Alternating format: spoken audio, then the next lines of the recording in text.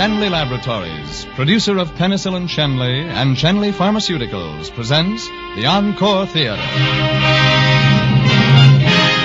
The Encore Theater play tonight, Now Voyager. Our star is Maureen O'Sullivan.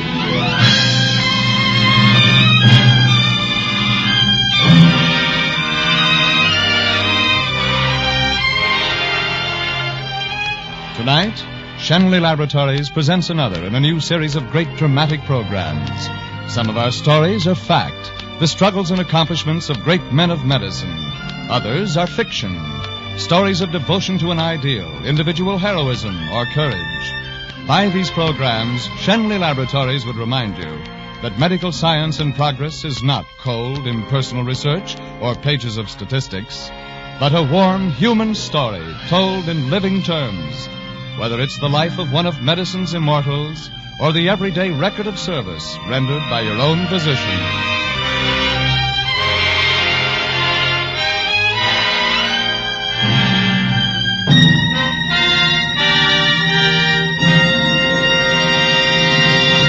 And now Voyager, starring Maureen O'Sullivan with George Zucco and Elliot Lewis.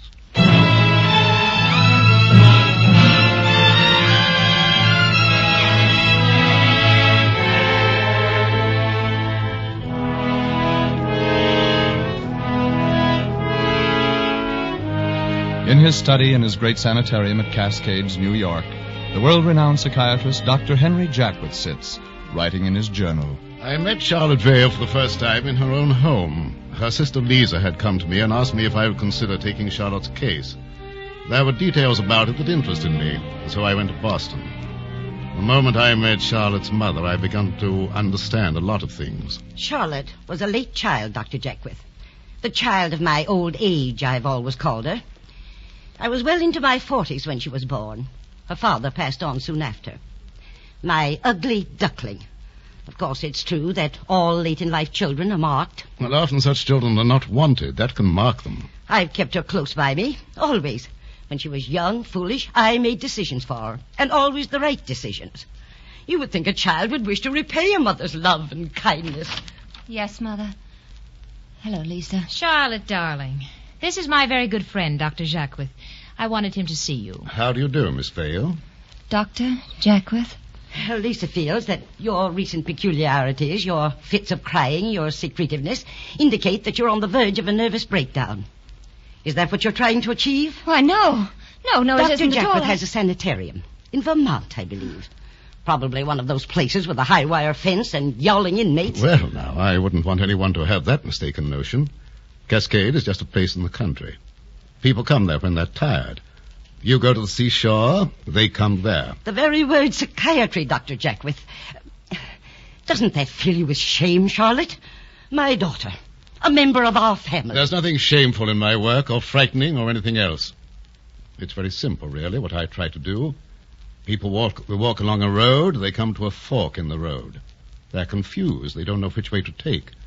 I just put up a signpost. Not that way. This way. If you'll excuse me, I... Miss Vale, wait. Don't run away. Look, I wonder if I might ask you a favor. Will you be nice enough to show me around the house? It's such a beautiful place, and one doesn't often get the chance to see these old Boston houses. I'd rather like to see what your room is like. I'm not your patient yet, Doctor. Oh, of course not. I've seen the rooms of a lot of people who aren't my patients. My friends. I'd hoped that you and I... Oh, but of course, if you'd rather not. It's on the floor above. When I was 17, I stayed out once until after midnight. That stair tread hasn't been fixed since. Here we are. She locks her door. Make a note of it, Doctor. That's significant, isn't it? Well, it signifies it's your door. I've never heard it said that a woman's home is not her castle. Here it is, Doctor. My castle. Her castle. A set of mahogany furniture selected by her mother. Very obviously selected by her mother. A picture of the Colosseum by moonlight. An etching of pigeons in St. Mark's Square. A Gloucester sea scene. On one side of the room was a workbench complete with a set of tools for carving ivory. On the bench there was some raw ivory, a half-finished figurine, and 2 exquisitely designed boxes. Did you do this? Oh, why shouldn't I? Well, the point is, how you could. They're beautiful. I have a very real admiration for people who are clever with their hands. You may have one of them if you like. Oh, I would indeed. Well, that's very kind of you. I'm very fond of such things. You wouldn't happen to have a cigarette hidden away someplace, would you? Do you think I hide cigarettes in my room, Doctor? Oh, no, it isn't that. But I must have left mine in my car. Oh, where do I hide them, Doctor? On the shelves behind the books? Cigarettes and medicated sherry and the books that my mother would never allow me to read? A whole secret life hidden up here behind a locked door? You're very perceiving, Doctor. Your mother's quite a tyrant, isn't she? My mother's kept everything she could out of my life. When I was 20, I fell in love. But the man wasn't good enough for a Vale of Boston. What man is suitable, Doctor? She never found one. What man would come along and look at me and say, I want you? I'm fat. My mother disapproves of the falderals of diet. Look at these shoes. My mother approves of sensible shoes. Look at the books on my shelves. My mother approves of good, solid books. I'm my mother's well-loved daughter. I'm her companion, her servant. My mother, my mother, my mother. You'll never get another pair of eyes, as your mother would say, if you spoil them with tears. Oh, Dr. Jackwith, can you help me? When we were talking downstairs, you talked about a fork in the road. Oh, there are so many other forks further along the road. So many. Put away your book and wipe off your eyeglasses and come downstairs. I'm going to suggest to your mother that you come to Cascades for a few weeks.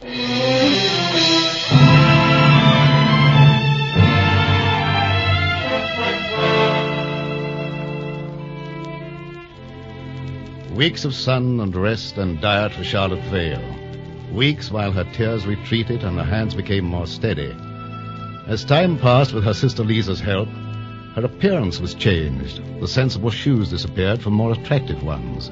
Her hair was cut to hang loose on her shoulders, and her clothes were chosen to set off her new personality. Outwardly, she was a completely poised, lovely woman. But inwardly... Hello, Charlotte. Hello, Lisa. Dr. Jackwith. Certainly is beautiful out here in the gardens. Oh, yes, isn't it? Dr. Jackwith tells me you're almost well. She is. He says I'm well enough to leave here now. That I've got to go home. Oh, Lisa, I dread it. I dread it horribly. It's awful, I suppose, not to want to go home and be with her, but... Stop, look, and listen. New England conscience on the track. Well, you may not have to go home. May I tell her, Dr. Jackwith? Oh, later, maybe. You'll see how she behaves. We have a scheme, your relative and I. What is it? You'll find it out in good time. This morning, Charlotte, during your office appointment with me, I referred to a quotation, remember? You said it was from Walt Whitman, but you couldn't quote it. Oh, that's right. Well, I've had it looked up and typed for you on a slip of paper. If old Walt didn't have you in mind when he wrote this, he had hundreds of others like you.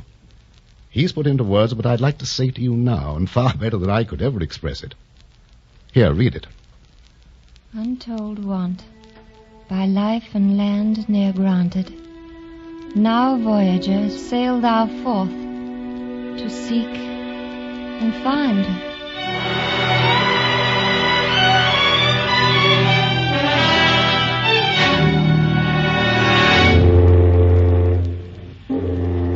She was nervous when she started on the cruise to South America, and she kept pretty much to herself. The first night she didn't have the courage to go down to dinner, but on the second she remembered that I had said, pull your own weight. Forget you're a hide-bound New Englander and unbend. Be interested in everything and everybody. Be nice to every human being who crosses your path.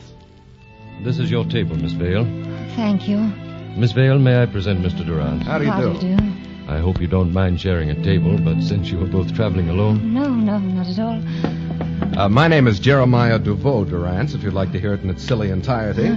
I was J.D. in college. My wife calls me J. Duveau, and I'm Jerry to my friends. How about you? Who are you? What are you? Where do you come from? Well, I'm not quite sure who I am. If clothes make the man, then at present I'm my sister Lisa. If it's the shoes, I'm her sister June, her daughter June. She picked mine. They wear the same size, you see. But if it's I whom inside... I appear on the passenger list as Charlotte Vale, Boston, Massachusetts. I've heard of Boston. And the name Vale, like Bunker Hill, rings a familiar bell. Oh? Will you go dancing in the lounge with me after dinner, Miss Charlotte of Boston? Oh, I'm afraid I'm not a very good dancer. Well, neither am I. But I have a feeling about us. I have a feeling we're going to dance very well together. I have a wonderful feeling about you and me, Miss Charlotte.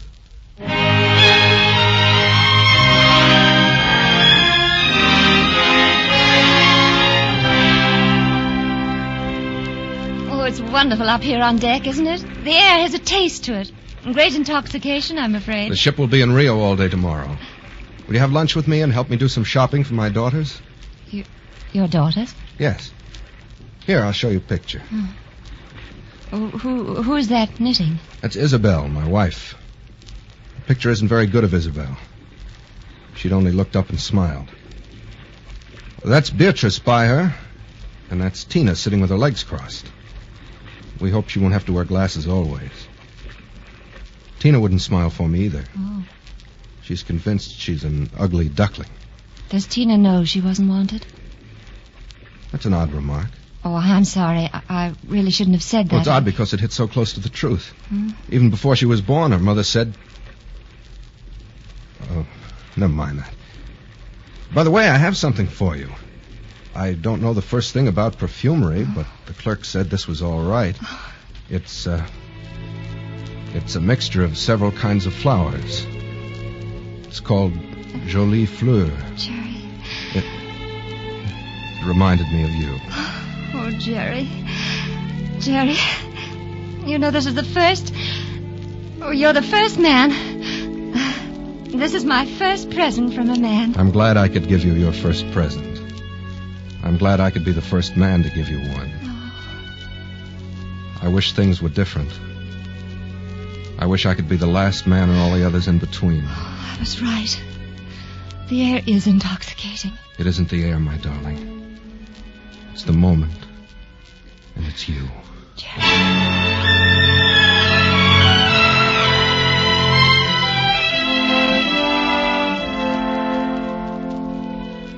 There were other friends of Jerry Durance's on the ship, a young couple who had been friends of his for years. On the morning the ship docked at Rio, Jerry and Mac were playing deck tennis, and Charlotte and Mac's wife, Deb, sat talking. Oh, I haven't heard Jerry laugh like that in years. You're good for him, Charlotte. Oh, honestly, when I see what a woman like Isabel can do to a man like Jerry, it makes me boil. She doesn't love him or her children. She doesn't love anyone but herself. Deb, please. Do you mind? I don't want to hear any more about it. Well, I think you should. Why, she even made Jerry give up his architecture because she wanted him to do something that would bring in money more quickly. And he could have been a fine architect. Hey, what are you two getting so clubby about? Oh, we're... Just talking. Play with me, Mac. Bet I could bet you beat you 2 games out of 3. Oh, look. Jerry, we're getting into the harbor. Look, this is the one sight in the world that's better than the picture postcards. You shouldn't miss this moment, Jerry. There's only one first sailing into Rio Harbor. See over there? This is my getting off place. Yes. Your boat goes on in 3 days. Will I see you? Not unless you pay more attention to your guide. Thank you. On your left over there. Sugarloaf? That's right. We'll take a cable car to the top. Up on that mountain, there's something to please your architect's heart. Did Deb tell you I used to be an architect? Look at it, Jerry. The Christus statue. You wouldn't think from here that there's a way to get to the top, but there is. We'll get there. They say that it's the closest that you can get to heaven.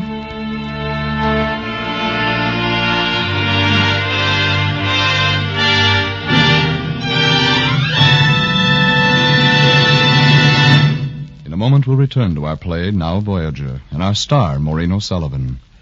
But first, an important message from our sponsor concerning one of humanity's great healing aids. A sound mind in a sound body. Down through the ages, physicians everywhere have dedicated themselves, their lives, their studies, to the end that more and more people might enjoy mental as well as physical health. Your own family doctor, through his training and his understanding, is directing his energies toward the attainment of this ideal. He is also reading and studying constantly the findings of research workers in laboratories all over America. Laboratories such as those maintained by Shenley. At Shenley Laboratories, an extensive program of continuing research has developed many specialized penicillin products, penicillin tablets and troches, penicillin ointment, and ophthalmic ointment for the treatment of certain infections of the eye. In the future as well, Shenley Laboratories will continue devoting its interests to the cause of medical progress.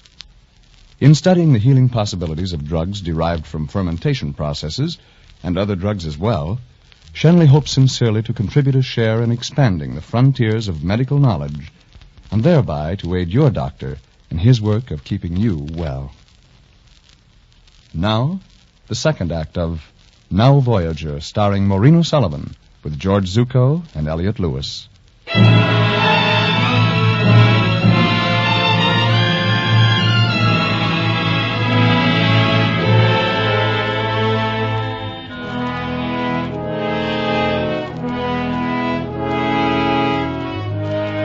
In the study of his sanitarium at Cascades, the great psychiatrist Dr. Jacquith sits, writing in his journal. Charlotte Vale was definitely on the mend. No more hysteria, no more grief. But she was up against a great problem now, and her future peace of mind depended completely on her response to the problem. The Voyager had sailed forth, had sought, had found. On the third day that the ship had remained in Rio, she and Jerry went for a ride high in the mountains above Rio. The driver missed a turn, and the car rolled over the mountain to a small plateau halfway down the mountain.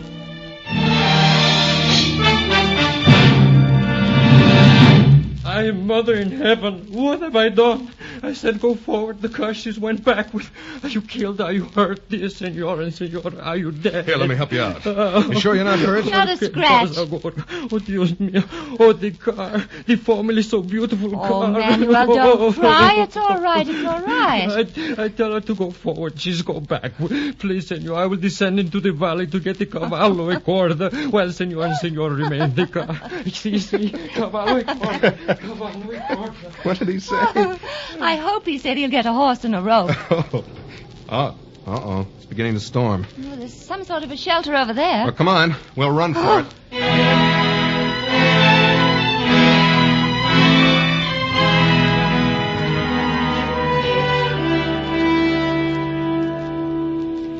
You must have been a Boy Scout.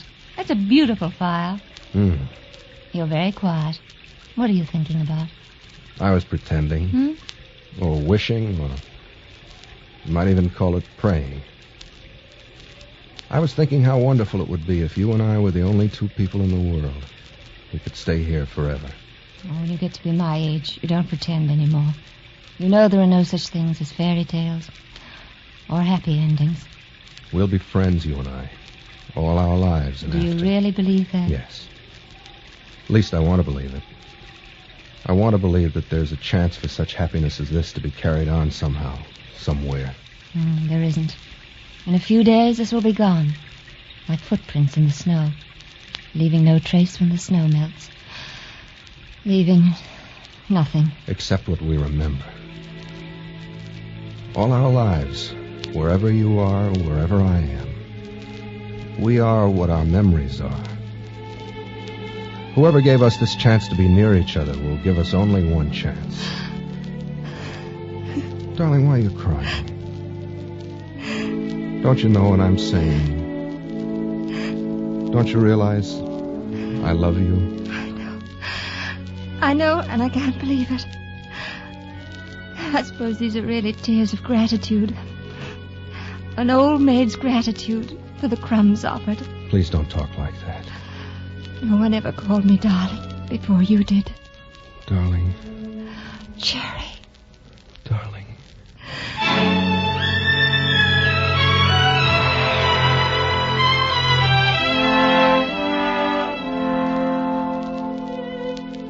It never was any more than that. A few gay hours, a blinding moment of revelation. But the two people who lived it would never be the same again. They had the intelligence to recognize love. They had the strength to put it by. Charlotte Vale came back a vibrant, glowing, confident person, and one that seemed completely happy, if you didn't look too deeply in her eyes. She was very lonely for what she'd found and lost. She came to Cascades for a few weeks of rest before going home, and there she met Tina Durrance, Jerry's child. I didn't know at that time she knew Durrance, and it was completely accidental that Tina was in the next room to Charlotte. She heard Tina crying, and she opened the door and went in. Why, hello. Go away. I know who you are, and I don't like you. You do? Well, who am I? You're my new nurse. Well, you're wrong. I'm your new neighbor. How long have you been at Cascade? 10 days. Nearly 11. And you don't like it very much, do you? No. Well, neither did I at the end of 10 days. But the first 2 weeks are the worst. What's that you have there? Jigsaw puzzle? Uh-huh. Will you let me help you work it?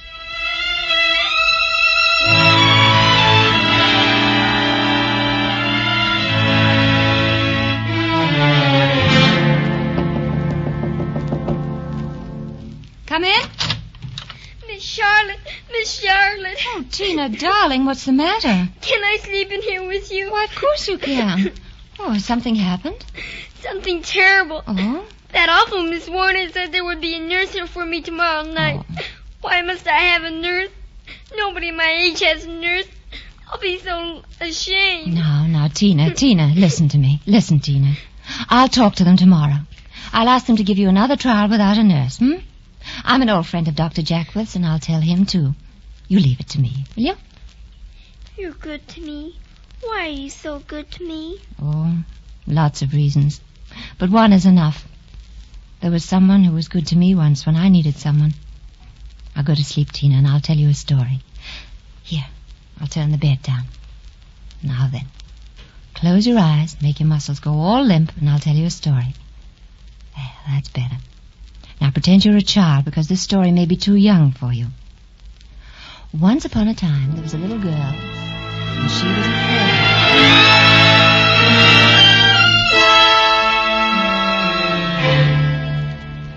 Dr. Jackwith, I have a proposition to make. My nurse is telling me you're running Cascades now. Oh. You've had Tina hiking, dancing, playing tennis. I thought you came up here to have another nervous breakdown. Well, I decided not to have it if it's all the same to you. I'm not doing anything with my time. Couldn't I take care of Tina instead of a nurse?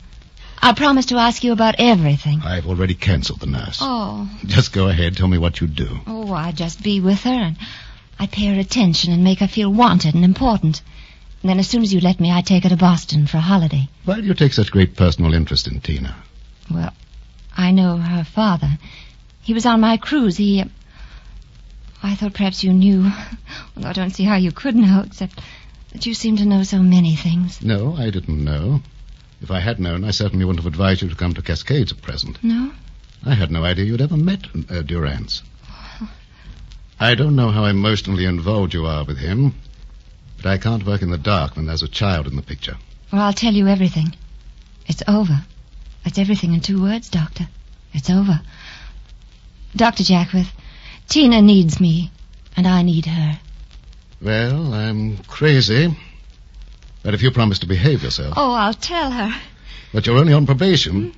Remember what it says in the Bible, the Lord giveth and the Lord taketh away. How does it feel to be the Lord? Oh, not so very wonderful since the free will bill was passed.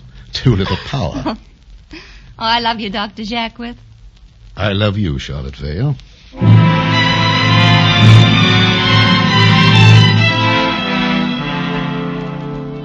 Charlotte and Tina brought great good to one another and great happiness. Charlotte found the child she had missed, and Tina, the mother. I got permission from Durrance for Tina to go to Boston with Charlotte, and many months later I took him down with me to visit them. I was a little nervous about that meeting, and more than a little apprehensive when Charlotte and Jerry went in the library and closed the door. How do you like your daughter, Jerry? She's lovely. But, Charlotte, I'm going to take her home. Oh, no, you can't. Oh, Dr. Jackwith said it would be the worst thing in the world for Tina to go home now. I don't care what he says. No self-respecting man could allow such self-sacrifice as yours to go on indefinitely. It's the most conventional, pretentious, pious speech I've ever heard you make in your life, Jerry. I simply don't know you. I can't go on forever taking from you and giving nothing, darling. Oh, Jerry, don't you see? You will be giving. Don't you know that to take is to give sometimes? The most beautiful way in the world if 2 people love each other. Oh, besides, Jerry, you'll be giving me Tina. Every single day I'll be taking, and you'll be giving. I don't want my child to come along and take your whole life, when you should be spending it with some man who'll make you happy. Oh, so that's it, some man to make me happy.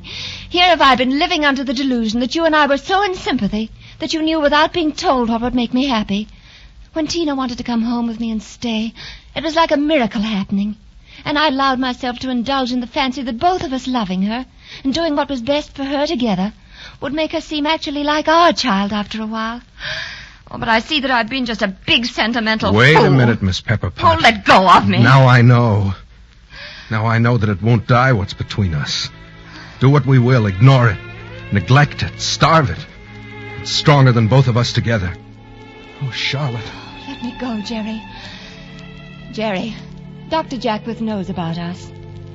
When he let me take Tina, he said, "You're on probation." You know what he means. He allowed me this visit of yours, but it's a test. If I can't stand such tests, I'll lose Tina in time, and we'll lose each other. Jerry, will you help me? Shall we just have a cigarette on it? Thank you. May I come here sometimes? Whenever you like. It's your home, too. People who love you live here. And may I sometimes smoke a cigarette with you? And just sit here with you in understanding silence? Of course. We can always light our cigarettes from the same flame. That is, if you'll help me keep what we have. If we both try hard to protect that little strip of territory that's been given to us. I can talk to you once in a while about your child. Our child.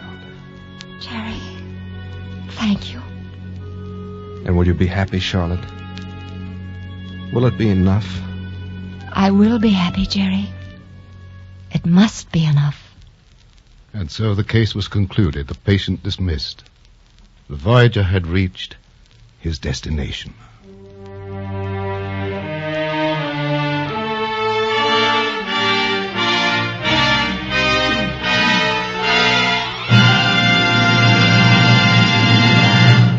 In a moment, we'll bring back our star, Maureen O'Sullivan.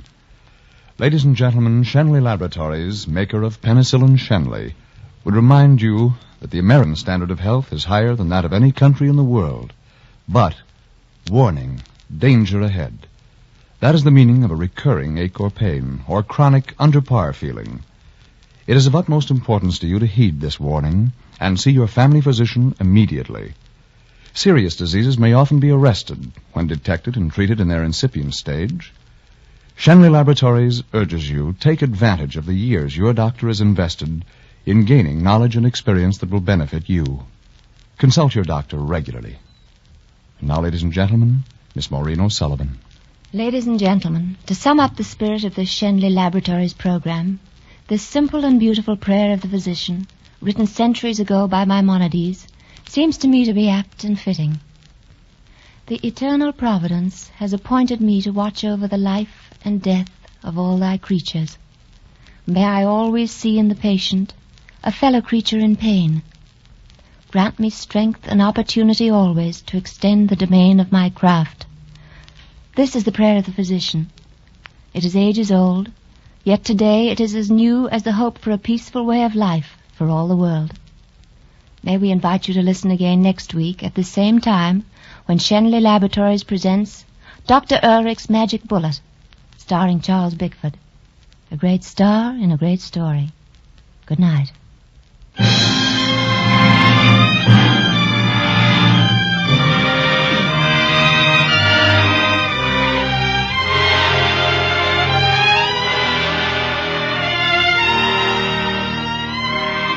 Now Voyager was produced and directed by Bill Lawrence and was presented through the courtesy of Warner Brothers, who this year is celebrating the 20th anniversary of Sound Pictures.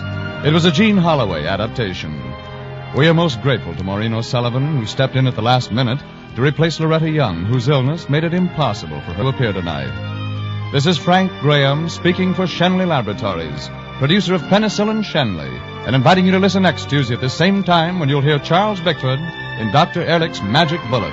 This is CBS, the Columbia Broadcasting System.